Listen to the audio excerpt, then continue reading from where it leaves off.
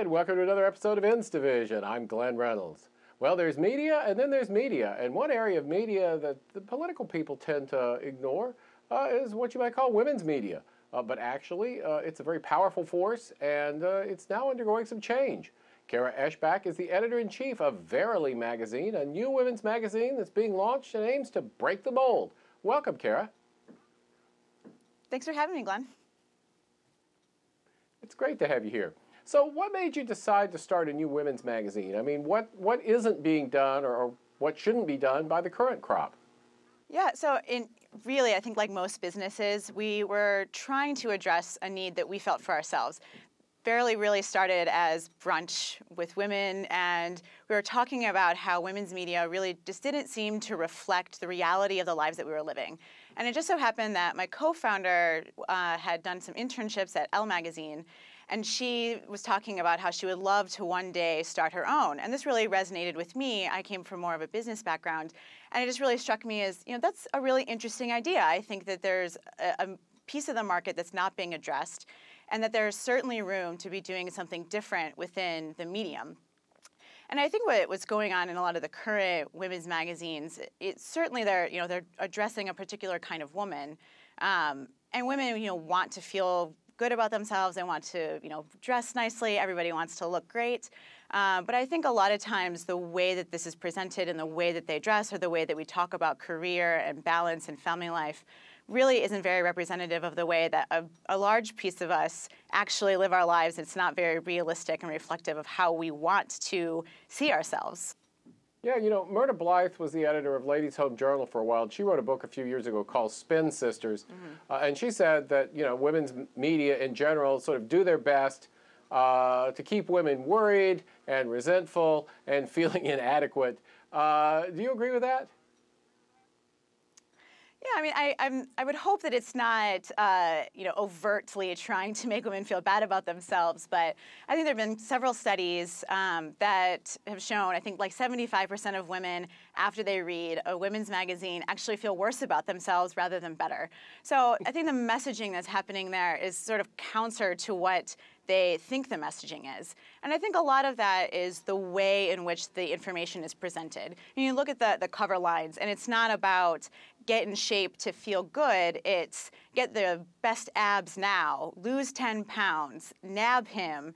And it's always this idea of there's something a little bit to be changed about you. We call this at Verily the cult of perfection.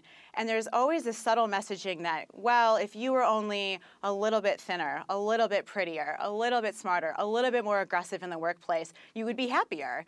And I think ultimately, it's not any of those things that would make us happier. It's really feeling at peace with ourselves and finding some more balance and getting real advice, not just, sex tips and not just beauty advice. And while some things can be really great, again, women want to look and feel their best, and I think so do men. But the way in which we talk about these things can be presented in a completely different light that's actually refreshing and empowering rather than making people feel bad about themselves and like there's something that they need to fix. So when you think about your readers, how are they different from the readers that magazines like, say, Glamour or whatever think they're addressing? Yeah, I think we're addressing women who are really looking for a more balanced and holistic life. I'm not sure that every woman necessarily thinks that they, want that or that they aren't necessarily trying to do that. But I know a lot of women, myself and my friends and the editorial team included, where yeah, we want to have a job and we want to be mothers one day. We want to have really thriving relationships. And I think that most of us, what we've seen is that a lot of the advice we've been given to date hasn't worked for us or doesn't really appeal to our sensibilities. And so we're looking for a new vision of what that is. And we're still, really intelligent and smart and savvy, curious women who, like to go out and have fun with their friends. And I think, we have a lot of things in common with the kinds of demographics that other magazines are playing to. But I think our sensibilities might be a little bit different in terms of we want to think about what does a more balanced life look like? What does it really look like to be a mom and, maybe work or maybe stay home? And that those are all options that are good things to explore. There's not only one way to be a good modern woman. So why should men care what's in women's magazines, or should they? Well, perhaps not for the fashion, but I think that a lot of women's magazines, outside of the very specifically woman-centered, fashion and beauty kind of advice, but what we're trying to do with our relationships and our culture section in particular are just having conversations that are about us really more as human beings and maybe a little bit less specifically as women that I think men would really benefit from as well. I think about, we have a relationship section where a woman was talking about losing or coping with her father having cancer. And that's not just a woman's perspective necessarily, but anybody who has a father who's dealt with that and what profound effect, our love for our family can have on us. Or even just real relationship advice, not sex tips necessarily, but how do I really have a thriving relationship, and how do I think about really having a selfless and giving love? That's something that I think men and women could benefit from thinking about and hearing about and exploring together and really having those conversations. So there's certainly a lot of things that are not female specific that are typically covered in women's magazines that hopefully will spark conversations between couples and families and friends and coworkers. And hopefully it's something that will transcend just the women's issues. Yeah, I think a lot of people actually sort of don't appreciate how big and powerful the women's media are, because I wrote a column a few weeks ago saying that the GOP had really neglected that sector during the run-up to the election, and it cost them a lot. And the response I got to that was sort of two kinds of emails. People from the media tended to write me and say, "You're absolutely right. I can't believe they don't get this." People who weren't from the media were like, "Who cares about women's magazines? It's just recipes and sex tips." My response was kind of like, "Well, actually, a lot of people read those, and it affects how they see the world. Maybe you should care."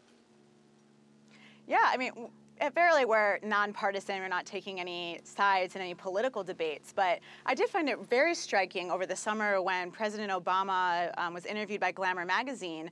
A lot of people on the right really vilified him for doing so, which really surprises me, because if you recognize that this is a large constituency, single women are a quarter of all voters, and they went overwhelmingly for Obama. 64%, I think, was the exit polling. So if you really want to engage that section of the electorate, it doesn't make any sense to me why you wouldn't want to engage on these topics. And and particularly in the places where women are reading about it, and many women do get a lot of information from women's magazines. And it's not, I'll commend any other publications, Glamour in particular, doing their interview with President Obama, but I think in general, they transcend, just the fashion and relationships. They often are talking about women who are doing inspiring things in their careers and talking about other issues outside of just those really small things. So I think it's really, it